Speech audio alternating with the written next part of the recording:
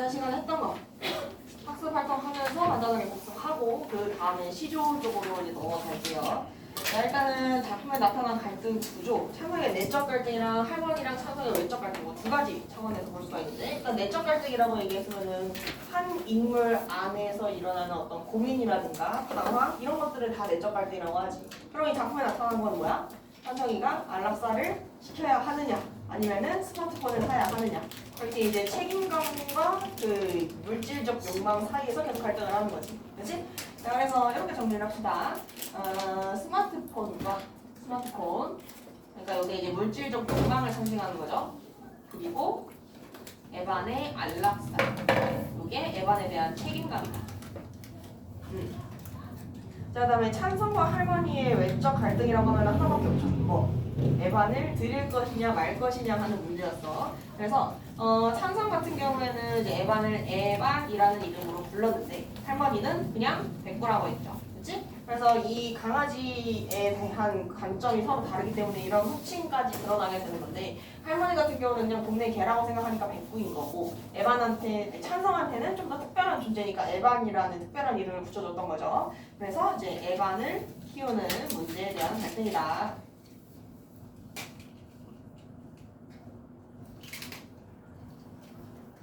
그 다음에 아버지와 에반의 공통점. 일단은 아버지도 그렇고 에반도 그렇고 찬성에게 있어서 어떤 존재야?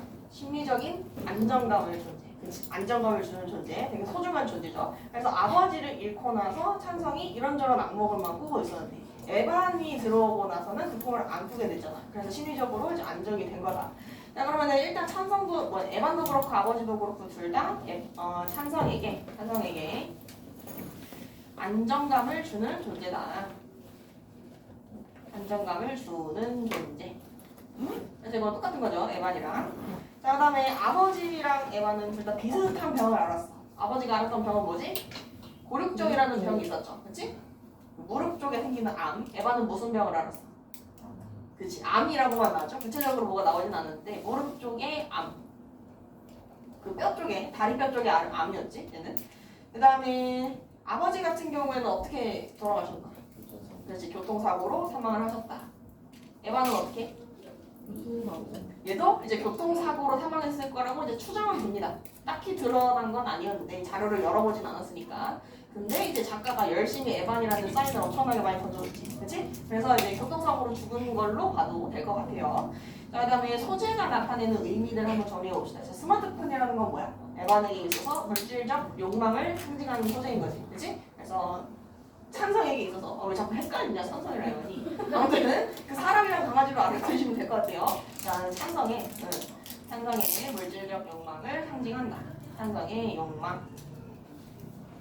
근데 이것만 상징하는 건 아니었어. 맨 처음에 스마트폰을 가지고 얘가 떠올렸던 게 뭐야? 아버지랑 이 스마트폰 후레쉬를 비추면서 개 그림자를 만들고 놀았던 걸 떠올리죠. 그치? 그래서 플러스 아버지와의 추억을 상기시키는 그런 매개물의 역할도 하고요. 그 다음에 또 하나. 찬성이가 스마트폰 플래시를 여기저기 이렇게 비추고 다니면서 에반을 열심히 찾아다니지. 그치? 그래서 에반을 찾기 위한 노력으로도 볼 수 있다.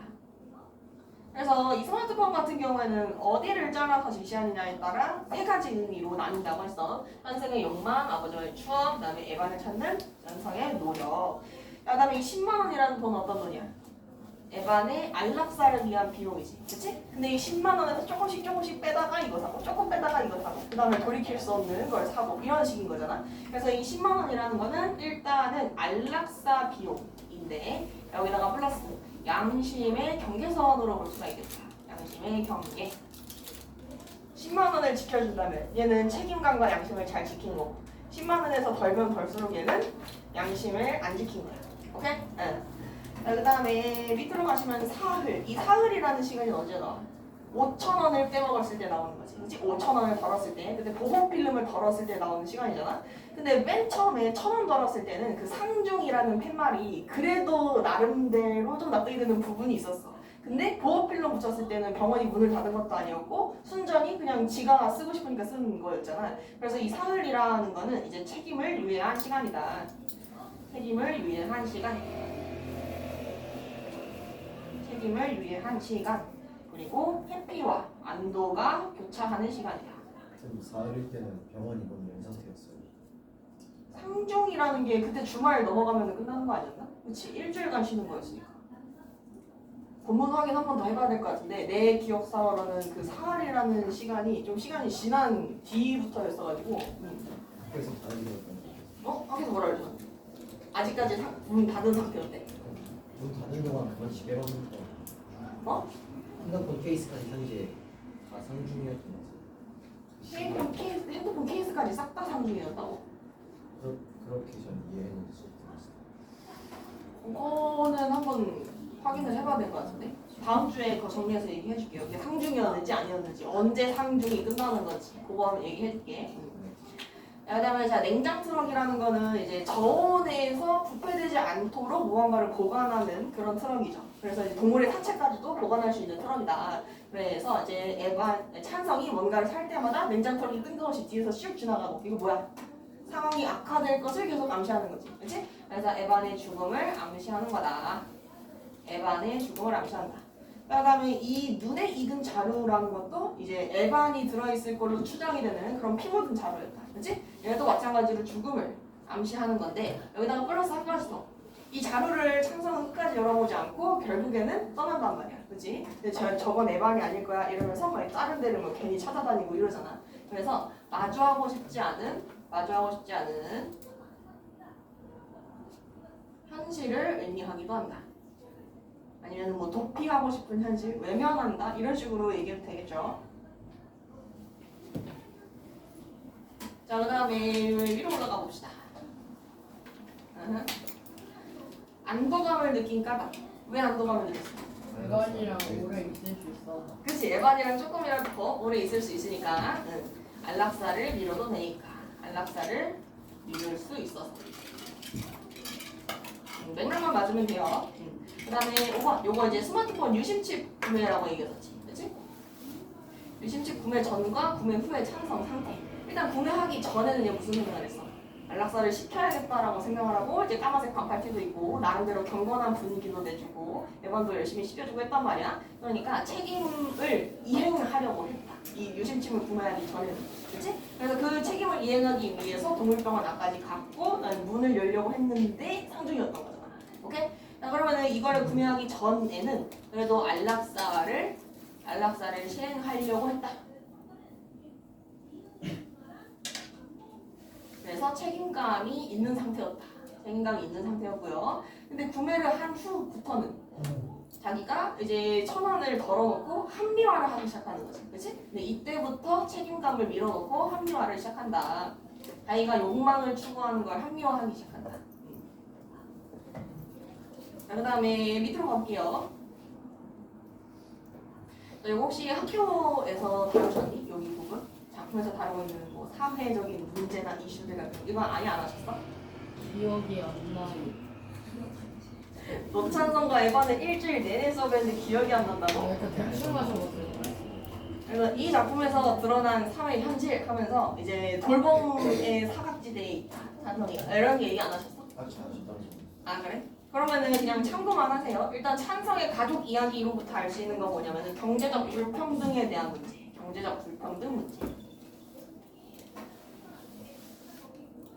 일단 이 노찬성과 에반이라는 작품 자체가 교과서에 실린 게 그 앞부분 쏙 빼놓고 그 책임감 미루는 그 부분만 실려 들어가 있단 말이야. 그래서 보통 교과서에서는 그 내적 갈등하는 부분 이거를 위주로 다루기 때문에 그냥 작품의 주제를 그냥 동물에 대한 책임감 여기에 대해서 좀 다시 생각해보자. 이걸로 주제를 잡는데 사실 전체가 우리 시험 범위잖아. 그치? 이 전문을 놓고 봤을 때는 앞부분에 찬성이에 조금 불우한 과장 환경 이런 것들이 나타나기 때문에 이런저런 사회에 드러나 있는 모순들이 작품에 드러나 있다. 뭐 이런 식으로 해석을 하는 경우가 좀 많거든요. 그래서 이거는 그냥 참고만 해줄게. 만약에 보기에 이런 게 나와가지고 또 문제 풀어보라고 할 수 있는 거니까.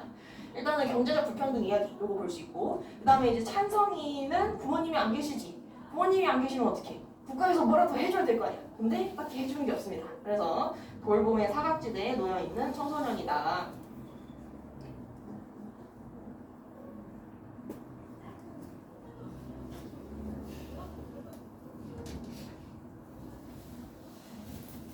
그 그 다음에 밑에 찬성과 에반의 이견이에서는 당연히 뭐 얘기할 수 있어? 에반이 유기견이라는 점. 그래서 유기견 문제. 유기견 문제. 동물 아무렇게나 유기하는 거. 요 문제에 대해서 얘기할 수 있겠고, 그 다음에 동물 안락사 문제. 요것도 볼 수 있겠죠.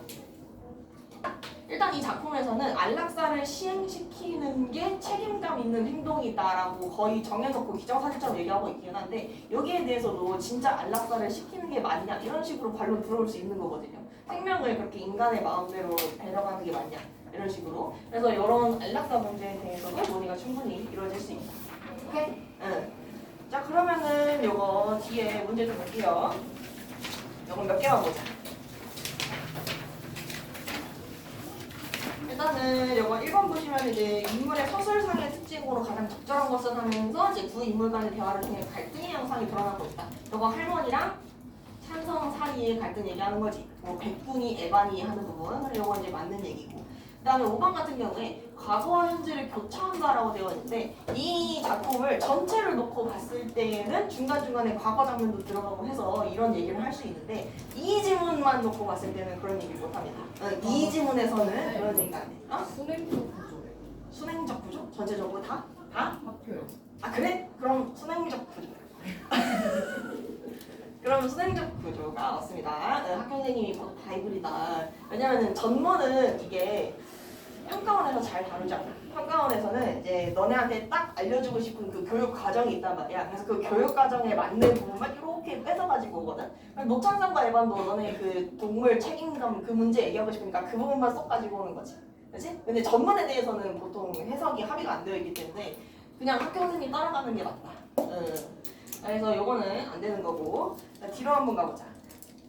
뒤에 이번에 4번. 이게 정답이지? 맞아?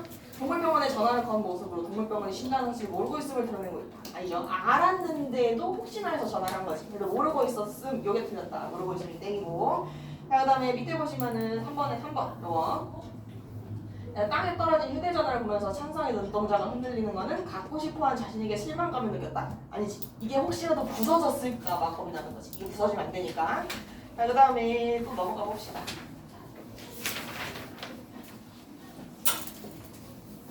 여기 5번에 2번 선지 한번 가볼게요. 2번 선지. 배가 고파도 참고 에반을 위해서 핫바를 사는 찬성. 그러니까 핫바를 산 그 장면인데 에반에 대한 책임감을 느끼고 있음을 드러내는 부분. 여기서 조금 고민하실 수 있거든요. 핫바를 사는 게 결국은 자기 합리화시키는 거 아닌가. 그런 생각 할 수 있지. 그치? 근데 합리화를 한다는 것 자체가 어느 정도 책임감을 느끼고 있기 때문에 그 책임감에서 벗어나고 싶어서 합리화를 하는 거야. 무슨 말인지 알았어? 얘가 만약에 일말의 책임감을 느끼지 않는다? 그러면 합리화를 할 필요가 없어. 무슨 얘기인지 알겠지? 응. 그래서 요거는 책임감을 느끼고 있음을 드러낸다? 이거 맞는 말입니다. 오케이? 응. 자, 그 다음에 4번 보시면은 요게 정답이죠. 찬성이 에반에게 사과하는 건 에반의 악취에 자신도 모르게 코를 틀어박은 스스로 행동에 대해서 실망감을 느꼈음.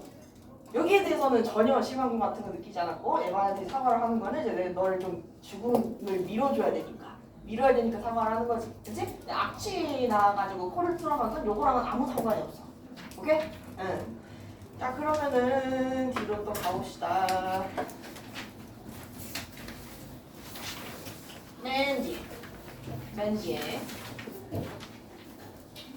10번. 10번에 요거 4번 봅시다. 적절하지 않은 거 요거 정답 4번이지. 그치? 찬성이 에반에게 든 것으로 진작되는 자아의 요건을 풀어볼까 생각하다 그만둔 것은 이미 죽었다고 생각한 자신에게 실망했기 때문이다. 이 맞냐? 아니죠. 얘가 죽었다는 사실을 받아들일 수가 없어서 못 열었던 거지. 오케이? 응. 자, 그러면은 요거 이제 이번 주 교재로 들어갈 건데, 일단은 어떤 식으로 돼 있는지 좀 설명을 좀 해줄게요. 일단 너네 시험 범위가 굉장히 적어. 그치? 응. 그럼 나중에 이제 외부 작품을 조금 어렵게 낸다라고 말씀을 하셨다고 선생님한테 얘기를 해줬거든? 맞냐, 얘들아? 외부 작품 어렵게 내겠다고 말씀을 하셨다고. 저희 선생님 같은 경우는 그런 발표를 전혀 하지 않았어요. 아, 그런 발언을 아예 안 해주셔? 근데 중요한 해주실까? 아예 안 해주시고 외부 작품 어렵게 내겠다 라는 발언을 했다고 얼청나 선생님이 정보를 입수했거든요.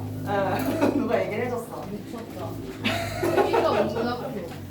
아니 근데 식으로 수업을 하고. 너네 시험 범위가 너무 쉬워. 시도 그렇고 소설도 그렇고. 이 노천상과 에반은 사실 내적 갈등 외적 갈등 이거 1학년 때 하는 거잖아. 1학년 1학기 때 하는 거란 말이야. 서사갈래 뭐 이런 거, 왜 시로 하면은 뭐 서정갈래, 운영을, 시점 뭐 이런 거 배울 때 하는 거란 말이야. 근데 너무 작품이 쉽고, 그다음에 이 시조들도 너네 작년에 한 번씩 다 봤던 것들이고, 이해하기도 전혀 어렵지 않은 그런 아주 이지한 작품들이란 말이야. 그래서 이걸 변별을 하려면 외부 작품밖에 없어. 내가 봤을 때 외부 작품밖에 없고요. 심지어 이제 너네 학교 선생님이 지금 좀 올드하시다. 나이대가 좀 있으시다. 영어시다. 영어? 별로 안 올드하신데? 아 그래? 나이대 좀 있으시다 그러는데 40대 정도 되시는 거 아니야? 40대면 안 올드한 거 아니에요? 80 올드한 몇 년생이에요 쌤? 완전 젊은데? SM이랑 비슷할 것 같은데. 뭔 개소리야. 야 뭔 개소리야. 그건 에바지.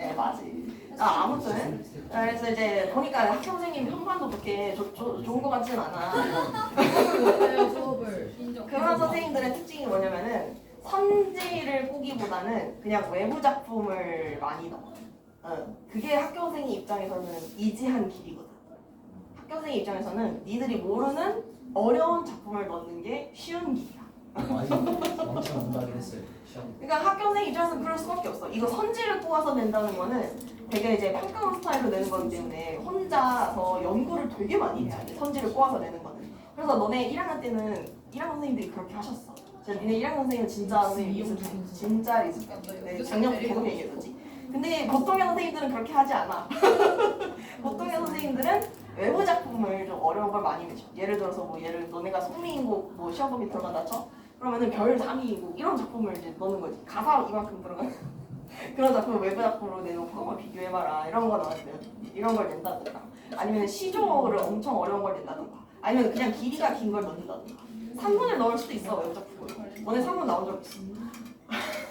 그래서 아무튼 우리가 해줘야 되는 거는 시험 범위 작품은 당연히 공부를 해줘야 되는 거고, 그렇지? 그리고 외부 작품이 뭐가 나와도 읽을 수 있어야 돼. 뭐가 나와도 주제 정도는 파악할 수 있어야 돼. 그래서 다음 주 같은 경우에는 오늘은 일단 시조 3개에다가 외부 시조들을 좀 많이 볼 거고요.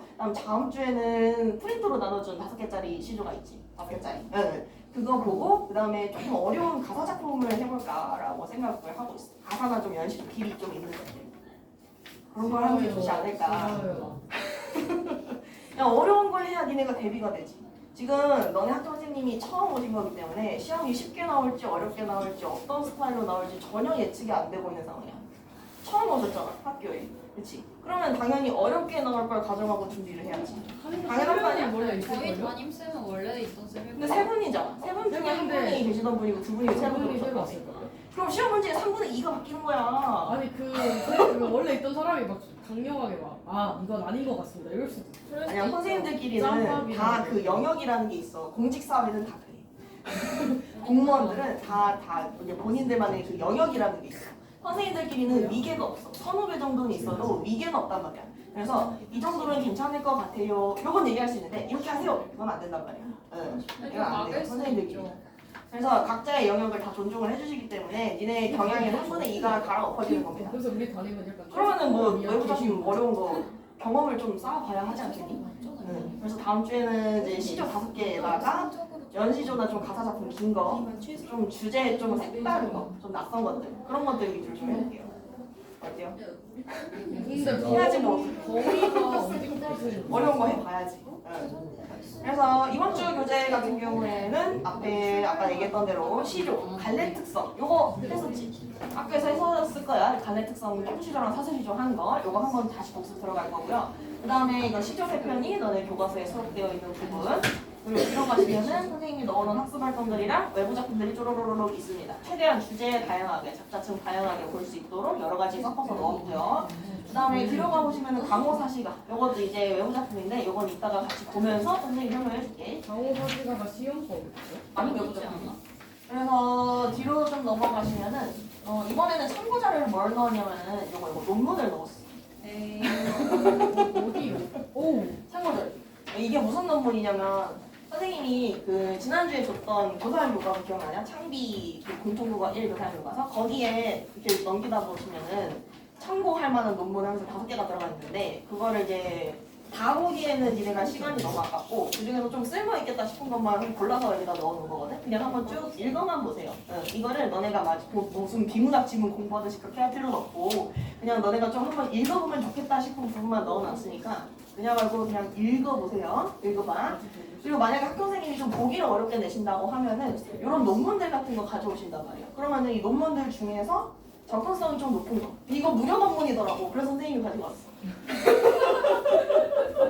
무료면 학교 선생님도 접근성이 높지 않겠니? 응. 그리고 여기 보기에 들어갈 만한 내용들 좀 있거든요. 집의 장소성 뭐 이런 거. 응. 한번 보시면 좋을 것 같고요. 그다음 뒤에는 이제 평범하게 교사열 교과서 넣어놨고요. 그다음에 뒤에는 또 숙제입니다. 이건 어때 이거?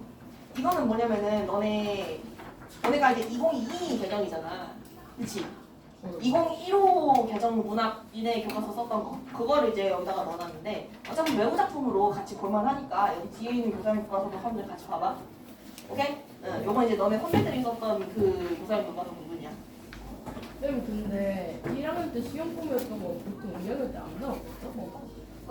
그럴 수도 있지. 근데 안 나오게 하려고 하지. 북해부의 송미인고 있잖아요. 송미인고. 안 하려고 하지 애지간하면. 응. 자 그러면 시조부터 한번 가볼까요?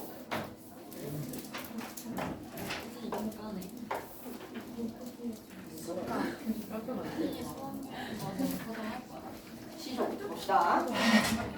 자 우리 작년에도 한번 했었다 그치? 근데 이 시조 갈래와 관련된 그런 문제들은 거저주는 거니까 애지간하면 틀리지 않게 한번 확실하게 잡고 들어가 보도록 합시다. 자 일단 이 시조라는 것이 무엇이냐? 시조라는 거는 신흥 사대부들이 만들어낸 거고 그래서 고려말에 완성한 짧은 형식의 정형시를 뜻한다. 자 이게 정형시라는 게 무슨 뜻이야 얘들아? 그렇지. 형식이 딱 정해져 있다. 그래서 정형시라는 거죠. 그럼 형식이 어떻게 정해져 있느냐? 여기 밑에 형식성 뜻 적어볼게요. 일반적으로 3장, 6구, 45자 내외를 기본으로 한다. 그럼 3장이라는 건 뭐야? 이렇게 초장, 중장, 종장으로 이루어져 있다는 거고 그 다음에 6구라는 건 뭐야? 우리 명사구, 동사구, 형용사구 할 때 그 구라고 얘기했었죠. 그치? 그래서 중간에 한번 이렇게 나눠주시면은 구가 이렇게 해서 6개 구가 들어가고 그 다음에 45자라는 거는 말 그대로 글자 수가 45개 정도 된다. 그래서 플러스 마이너스 한 두세 자 정도 된다고 생각하시면 될 거고요. 그 다음에 각 장의 음보율은 사음보로 되어 있고 그 다음에 각 장의 음수율은 3, 4조 또는 3, 4조가 기본이지만 한두 음절 정도는 좀 차이가 날 수 있다. 자 그러면은 이 음보율이라는 게 뭐야? 박자를 셌을 때 네 박자로 끊어지면 4음보, 세 박자로 끊어지면 3음보인 거죠. 그치? 그래서 수양산 바라보며 이제를 하나노라. 몇 음보야? 네 박자니까 4음보. 사러리 났다. 청산에 사러리 났다. 몇 박자야? 세 박자니까 3음보입니다. 그러면 여기서 음수율이라는 거는 뭐? 글자 수가 반복되는 우류를 음수율이라고 하죠. 그치? 그래서 3, 4조라는 거는 글자 수가 3개, 4개, 3개, 4개 이렇게 나온다는 거고 4, 4조라는 거는 글자 수가 4개, 4개, 4개 이렇게 나온다는 얘기지. 그러면은 요 위에 거랑 밑에 거랑 합쳐서 생각을 해봤을 때 기본적으로 초장, 중장, 종장의 형식이고 4음보의 3, 4조, 4, 4조 이런 식이라는 얘기죠. 그치? 3, 4, 4, 4 아니면 뭐 4, 3, 3, 3 이런 식으로 나올 수도 있고 그죠? 자, 그 다음에 거기 밑으로 보시면은 종장이 이것도 들어가 있어. 종장의 첫 음보는 3음절로 고정이 되어 있다. 요게 이제 우리가 시조에서 가장 강력하게 지켜주는 부분이야. 일단 시조에서 제일 강력하게 지켜주는 부분이 3장 구성, 그 다음에 종장의 첫 음보는 언제나 3음절을 시작한다는 거. 요거는 사설시조에서도 지켜주는 부분입니다. 오케이?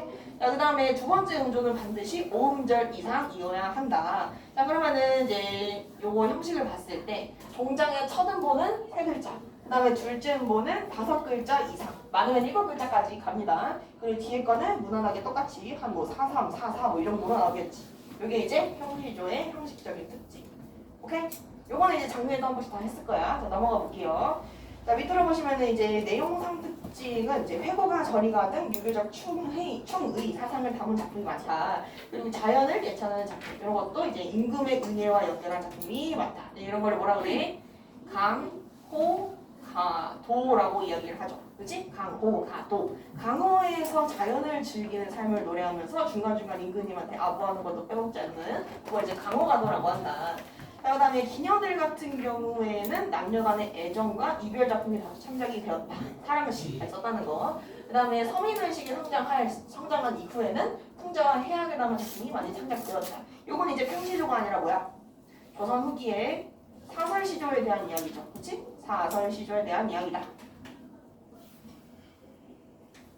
자, 그럼 이 사설시조라는 게 뭐냐? 그 밑에 같이 보면서 얘기해 볼게요. 자, 이 시조라는 것이 평시조, 연시조, 사설시조 이렇게 세 가지로 나누어지는데 평시조가 가장 표준 형태의 시조, 가장 기본적인 형태의 정형시. 우리가 일반적으로 시조하면 가장 먼저 떠오르는 형식이 요 평시조라는 거지. 그럼 연시조는 뭐야?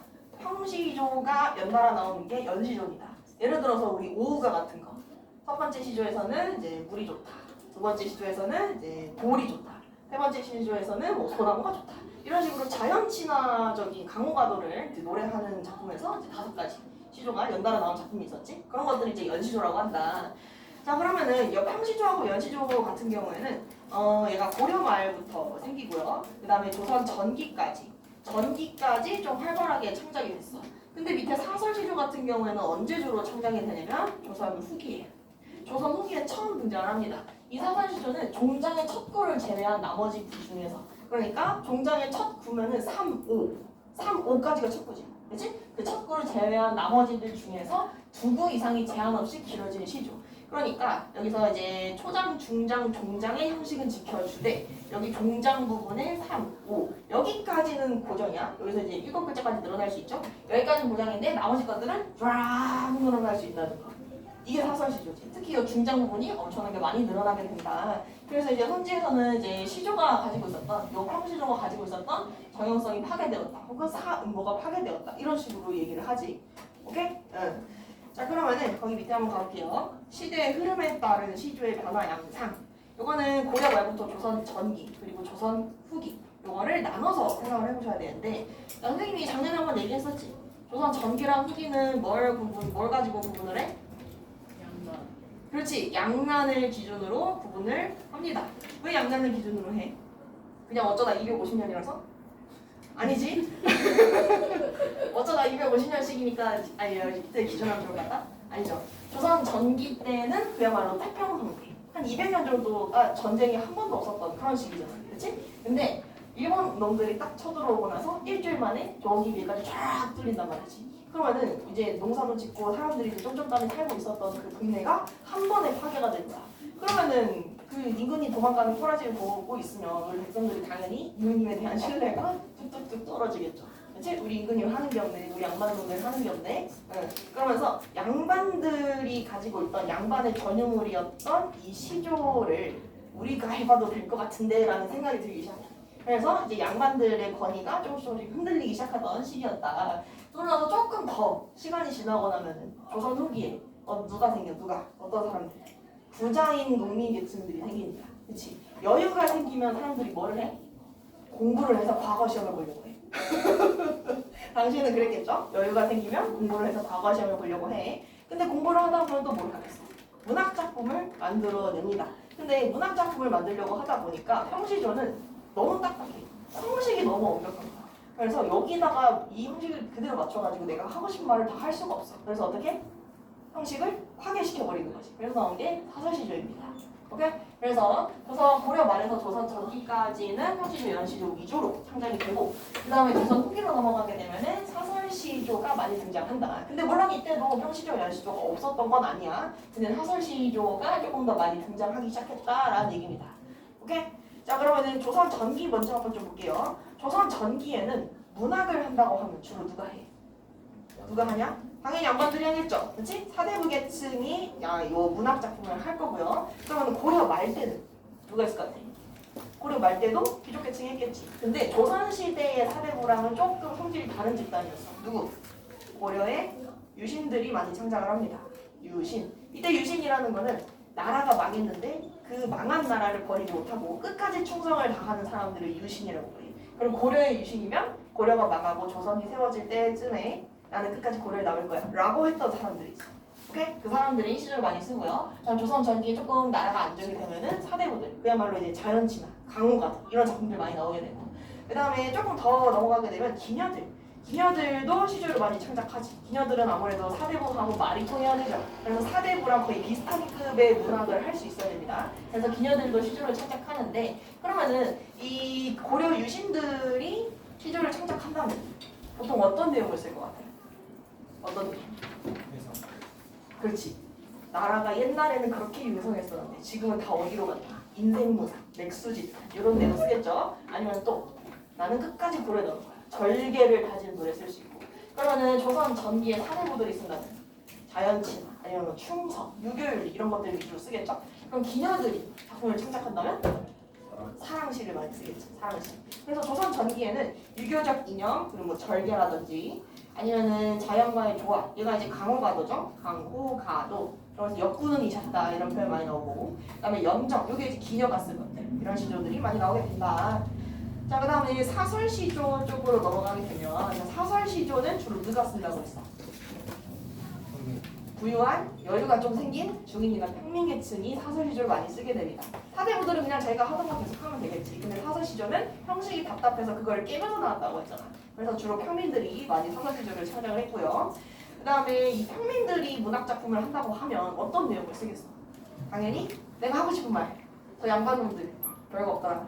그래서 지배층 비판하는 거 이런 내용 많이 쓰겠지. 그래서 작년에 너네 시험범위 들었던 게 뭐지?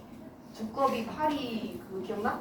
두꺼비 파리 박성걸 하는 거? 그게 이제 사설시조죠. 그러고 나서 이제 서민의 삶의 모습을 담은 내용. 그러니까 우리 시어머님 며느라기를 왜 이렇게 괴롭히시는 겁니까? 이런 내용을 쓴다든지 아니면은 아유 나 지금 방에서 혼자 하니까 지금 혼자 독서 공부가 썩어 들어가는 거 같아.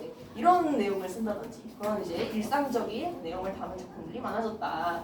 오케이? 응. 지금 말 빠르진 않지. 느려요. 느리다고? 확실히 느린 것 같긴 해요. 지금 8시 16분. 아 말이 느리다고? 리얼로? 쌤 너무 느림. 아 no. 아니 느리지 않아. 1.3배속 해주시면 안 돼요? no 안 돼.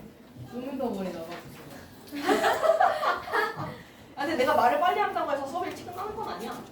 왜죠? 왜지?